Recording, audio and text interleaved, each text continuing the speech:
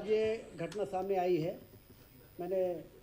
हमारे सब अधिकारियों ने बैठ के हम लोगों ने बात भी की है, जो एक्सपर्ट्स हैं, कलेक्टर सतना से भी बात की है। तो जो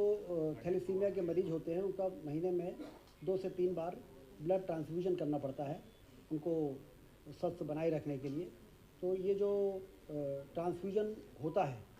उसमें इस प्रकार की बातें आई हैं, हमारे ही लोगों ने उसको पकड़ा है। इसमें एक का तो मदर फादर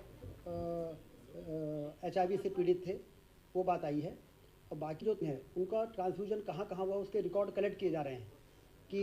क्योंकि उसको जब महीने में 2 बार ट्रांसफ्यूजन करना है तो वो एक ही सेंटर से ट्रांसफ्यूजन नहीं होता है, कभी प्राइवेट में भी चले जाते हैं, कभी किसी रिश्तेदारी में गए तो वहाँ पर जाके संपर्क किया।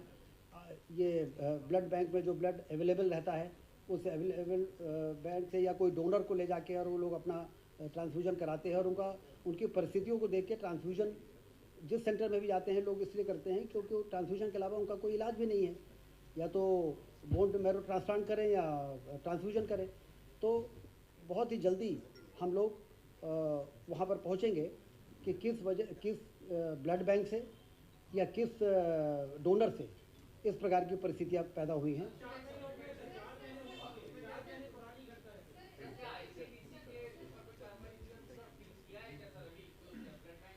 हमने एक कमेटी बना दी है, प्रमुख सचिव जी उसको देख रहे हैं और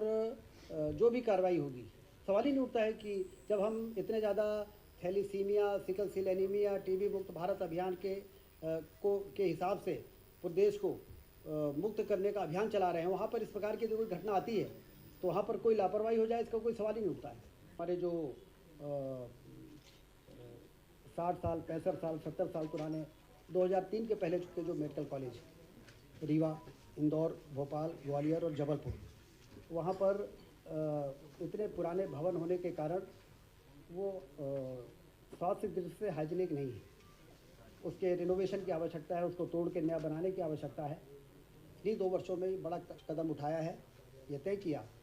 मुख्यमंत्री डॉक्टर मोहन यादव जी ने कि जो हमारे पुराने मेडिकल कॉलेज है उसको हम एक बार पूरा उसको ओवरऑल सर्वे करें कि उसमें कौन सी बिल्डिंग को रिटेन करना है, कौन सी बिल्डिंग को डिमोलिश करके नई बिल्डिंग बनाने की आवश्यकता है, फिर उसमें सारे सुपर स्पेशलिटीज़ है कि नहीं है, कैंसर की सुविधा है कि नहीं है। इस प्रकार से हमने DPR बनाए, स्टेट ऑफ आर्ट बिल्डिंग, जिससे वो बन के तैयार हो और उस संभाग के लोग उस अस्पताल में आए तो उसके बाद उनको बाहर जाने की आवश्यकता ही न पड़े। इस प्रकार से सारे फैसिलिटीज़ वहाँ पर होने चाहिए। तो कल मुख्यमंत्री जी ने इंदौर में 772 करोड़ रुपए, इंदौर के लोग हमेशा कहते थे कि MI अस्पताल बहुत पुराना है, इसमें ये कर दीजिए, इसमें ये काम हो जाए। तो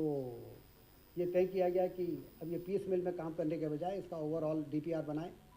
और इसमें देखें कि क्या और करने की आवश्यकता है। और 772 करोड़ रुपये इंदौर में, 322 करोड़ रुपये रीवा में और ग्वालियर और जबलपुर का भी DPR इसी तर्ज पे तैयार किया जा रहा है। भोपाल में भी काफ़ी काम हुए हैं, लेकिन जो और आवश्यक कार्य हैं उसके लिए भी DPR, ये 5 प्रमुख जो हमारे पुराने मेडिकल कॉलेजेस हैं इनके कंप्लीट रिनोवेशन और रीडेवलपमेंट का प्लान, जिससे कि इस संभाग के लोग बाहर से यदि आएँ दूर दराज से, टीकमगढ़ का आदमी यदि ग्वालियर जाए तो फिर ग्वालियर के बाहर रेफर होने की आवश्यकता न पड़े। इस प्रकार की सुविधा, सर्व सुविधा युक्त कैंपस बनाने का भी फैसला हमारी सरकार ने लिया है और उसके लिए इतनी बड़ी धनराशि